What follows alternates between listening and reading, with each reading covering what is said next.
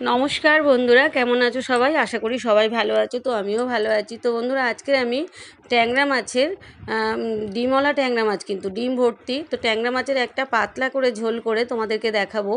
তো এই যে দেখো কি কি মশলা লাগছে: গোটা জিরে, গোটা ধনিয়া, গোটা মৌরি, আর একটু কালো মরিচ, আর একটু আদা। এটাকে আমি মিক্সিতে পেস্ট করে নেব। আর এই যে হলুদ গুঁড়ো, লঙ্কার গুঁড়ো, সর্ষের তেল, এগুলো লাগছে, আর লবণ লাগছে। তো বন্ধুরা দেখো, মাছগুলোকে আমি প্রথমে সুন্দর করে কেটে পরিষ্কার করে ধুয়ে জল ঝরার জন্য রেখে দিয়েছি। এবার মাছগুলোকে আমি হলুদ আর লবণ মাখিয়ে নেব। তো কড়াইতে আমি সর্ষের তেল দিয়ে দিলাম। মাছের ঝোল আমি সাধারণত সর্ষের তেলেই করি, আমি কিন্তু সাদা তেলে মাছের ঝোল করি না। মাছের কোনো কিছু করতে গেলেই কিন্তু আমি মানে মাছের যে কোনো পদ করতে গেলেই কিন্তু আমি সর্ষের তেলে করাটাই পছন্দ করি। এখানে কিন্তু আমি সাদা তেল ব্যবহার করি না।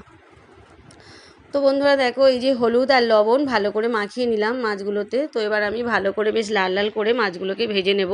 তো ট্যাংরা মাছ তো একটু ফাটে বন্ধুরা, তো ফাটছিল, তো আমি একটু দূরে থেকে থেকে করছিলাম, ঢাকা দিলেও হতো। তো আমার আর ঢাকা দেওয়ার প্রয়োজন পড়েনি, ভেজে নিয়েছি মাছগুলো। আর এদিকে দেখো আলু আর হচ্ছে ঝিঙে আর একটু ডাঁটা, সজনে ডাঁটা আমি কেটে নিয়েছি।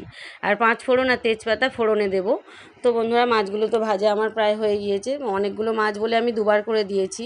তো ট্যাংরা মাছের তেল ঝাল কিন্তু ভীষণ খেতে ভালো লাগে।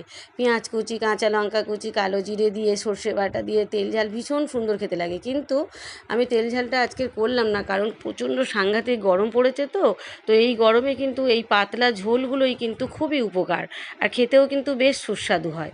তো দেখো বন্ধুরা, এই যে তেলের মধ্যে আমি 5 ফোড়ন আর তেজপাতা ফোড়নে দিলাম, দিয়ে এবার আমি ঝিঙে, ডাঁটা আর আলুগুলোকে খুব সুন্দর করে বেশ ভালো করে ভেজে নেব হলুদ গুঁড়ো দিয়ে। একটু হলুদ গুঁড়ো ছড়িয়ে দিলাম, দিয়ে খুব সুন্দর করে ভেজে আমি একটু জল ঢেলে দেব। দিয়ে আমি এই সবজিটা সেদ্ধ হওয়ার জন্য টাইম দেব 4 থেকে 5 মিনিট। এটাকে আমি একটু ঢেকে রেখে দেবো। তো বন্ধুরা, প্রচণ্ড গরম পড়েছে। তো এই গরমে এই পাতলা ঝোলগুলোই কিন্তু খেতে ভালো লাগে।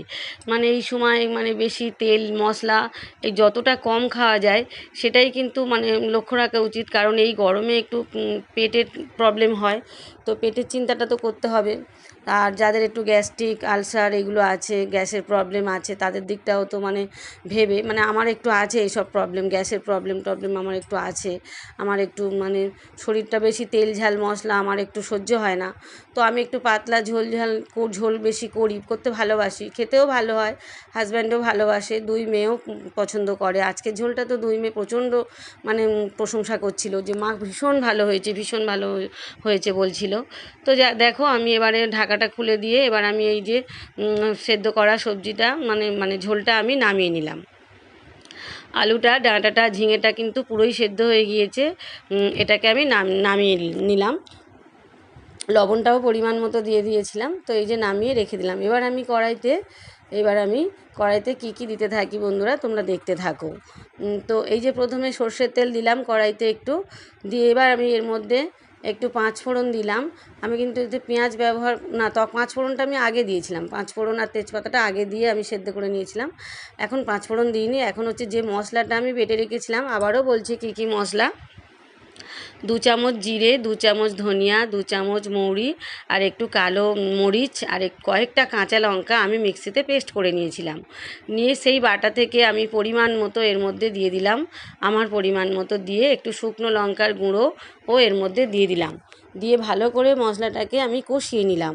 কষিয়ে নিয়ে এইবার আমি এই ঝোলটাকে এর মধ্যে দিয়ে দেবো। তো বন্ধুরা, আজকে খুব গরম লাগছিল, রান্নাঘরে একদম দাঁড়াতে পারছিলাম না, এত কষ্ট হচ্ছিল কি বলবো। সারা শরীর আমার পুরো, আমি স্নান করে গিয়েছি পুরো, মানে রান্না করে আবার আমাকে স্নান করতে হয়।